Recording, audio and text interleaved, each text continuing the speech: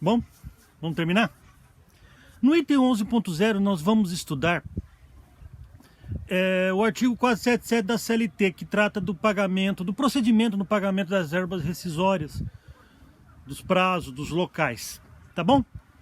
Acontece que atualmente nós estamos num sistema de transição, saindo do Homologa.net, era pela qual um sistema que pela internet você efetuava a homologação contratual, para o e-social. Nós já estudamos a questão, o avanço do e-social, ainda na época da aula presencial. E a tendência é do Homologa.net desaparecer e ficar apenas o e-social. Tá bom? Como escrituração da extinção no contrato de trabalho. Então, pelo e-social, já se informa automaticamente o CAGED da extinção do contrato de trabalho, já se informa a Receita, já se informa o INSS e informa a Secretaria Especial das Relações de Trabalho do Ministério da Economia. Tá bom? E aí o caput do 477 diz que é obrigação do empregador fazer isso. Tá bom? O parágrafo 1º foi revogado pela reforma trabalhista. O parágrafo 1º ele dizia da localidade para homologação das verbas rescisórias. Isso foi alterado. Antes, tanto no parágrafo 1º quanto no parágrafo 3º, eles diziam que o local para homologação das verbas rescisórias é o sindicato da categoria profissional do recém-desempregado.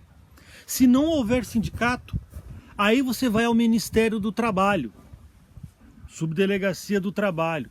Se não houver, aí você vai para o Juiz de Paz, para o Ministério Público. Tudo isso acabou, por quê?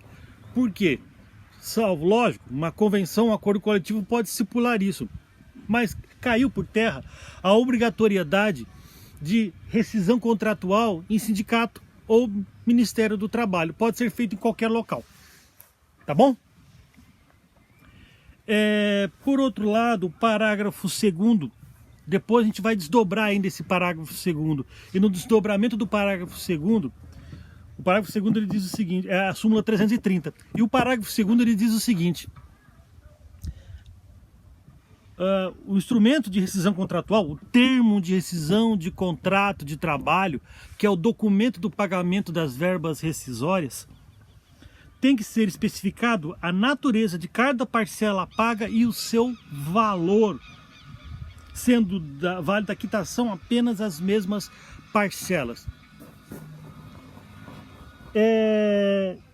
Explicar uma coisa para vocês, que eu já expliquei, mas não custa nada. Quitação é o cumprimento de uma obrigação contratual. A partir do momento em que eu comprei algo, esse algo é me entregue, eu assino um recibo de entrega, que a parte cumpriu a obrigação dela de me entregar algo que eu comprei. A partir do momento que eu pago algo que eu comprei, a pessoa vai me dar um recibo, uma nota fiscal, que tem função civil de dizer que foi cumprida a obrigação de pagar e função fiscal, que vai incidir tributos. A partir do momento que eu dou quitação, se eu não ponho ressalva, eu estou dando por cumprida a obrigação. Simples assim. Desculpa. E eu não posso depois reivindicar nenhum outro direito. O grande problema que muitas vezes os empregadores se defrontam é de você pagar as verbas rescisórias para o empregado, ele dá a quitação, depois entra com ação trabalhista. E isso daí é coisa mais comum? É comum. Mas calma. Acontece que pelo parágrafo 2º, que depois a gente vai estudar a súmula 330, pelo parágrafo 2º, é um instrumento de segurança, tanto para o empregador, por saber que está pagando aquilo, quanto para o empregado, de saber que está recebendo aquilo. E aí tem que ter discriminado a parcela, o valor. E eu estarei dando quitação daquela parcela e daquele valor. Uma das coisas que eu sempre oriento, muitas vezes quando vem falar para mim: professor, meu patrão vai me pagar as verbas rescisórias, e aí? Só assine o que você estiver recebendo. Se você não estiver recebendo, não assine. Se lá constar 1 centavo de verba rescisória e ele te pagar 1 centavo, beleza, dê recibo. Depois você corre atrás. Se por um outro lado ali estiver constando 6, 7, 8, 10 mil reais de verba rescisória e toma aqui quinhentão, não assine. Porque aí você vai dar quitação daquelas parcelas e daquele valor. E aí as parcelas têm que ser discriminadas, pormenorizadas. 5/12 de 13º salário 2020, quinhentão. 11/12 de férias 2019/2020, seiscentão, por exemplo. Adicional de insalubridade durante o aviso prévio. Aviso prévio de 45 dias. Saldo de salário de tantos dias. Tem que ter discriminado no termo de rescisão do contrato de trabalho, tá? Queira ou não queira, isso vem do direito civilista. Isso é muito importante, como eu falei para vocês. Por outro lado, o parágrafo 4º foi alterado, incluindo o depósito bancário como meio idôneo para o pagamento de verbas rescisórias. Ou seja, as verbas rescisórias elas têm que ser pagas numa parcela só, não pode ser parcelado. E elas podem ser pagas em dinheiro, em depósito bancário ou cheque visado. Sendo que, por outro lado, o parágrafo 4º, no seu inciso 2, traz uma obrigação, que é a obrigação que, se o empregado for analfabeto, não pode ser cheque, por uma questão muito óbvia. O cara não sabe ler, não vai conseguir ler o que está escrito no cheque. Tá bom? O parágrafo 5º, ele traz algo que quem é empregador vai entender o que eu estou falando. Muitas vezes o empregado seu, por uma necessidade transitória, doméstica, chega e fala: chefe, me empresta um dinheiro. Você sabia, se você emprestar esse dinheiro para o seu empregado, você fez um contrato de mútuo. Contrato de mútuo é contrato de natureza civilista. E acontece que pelo parágrafo 5º do artigo 477, bem como pela súmula 18, do Tribunal Superior do Trabalho, quando eu pago as verbas rescisórias, eu não posso efetuar compensação de nenhuma outra verba que não seja verba de natureza trabalhista. Se eu fizer isso, eu vou estar agindo errado. Ele pode depois entrar na justiça e pedir a devolução desse dinheiro. Aí vocês perguntam para mim, mas o que eu faço? Simples, queridos. Adiante férias, adiante 13º, por exemplo, adiante verbas de natureza trabalhista. Chega para o empregado e fala: você quer? Tudo bem, vou te adiantar o 13º. Se você não me devolver até o final do ano, eu não te pago o 13º, simples assim. Acabou, simples assim, tá? Só que cuidado, o parágrafo 5º, ele traz uma regra, que a compensação tem um limite. Qual é o limite? Um salário do empregado. A não ser pelaquela lei do empréstimo consignado, que aí sim, a lei do empréstimo consignado estabelece um limite de 35%. Mas, não só para o empréstimo consignado, mas para empréstimo bancário, descontado em folha de pagamento. O máximo que pode descontar é 35%, limitado a um salário do empregado. Contudo, na hora de fazer o contrato de empréstimo, se quiser violar essa cláusula, pode. Tá bom? O parágrafo 6º, ele pacificou uma regra. Antigamente, dependendo da modalidade de aviso prévio, você tinha um prazo para pagamento de verbas rescisórias. Hoje acabou, é 10 dias.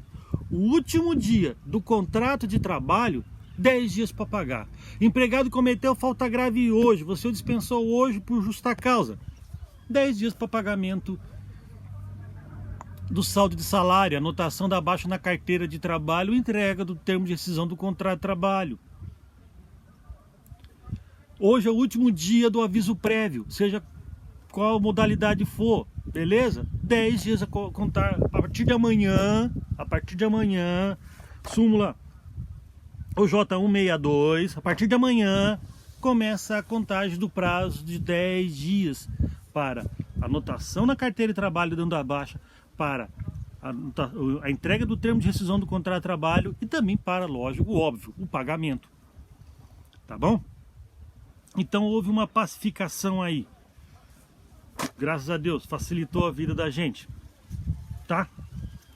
Outra coisa que eu já falei para vocês também, quando eu falei da questão do local da rescisão do contrato de trabalho, foi a revogação do parágrafo 7º, pela qual, a partir de agora, o sindicato pode cobrar as verbas, a homologação das verbas rescisórias. Pode cobrar, se fizer lá, tá? Já tem convenção coletiva obrigando, tá?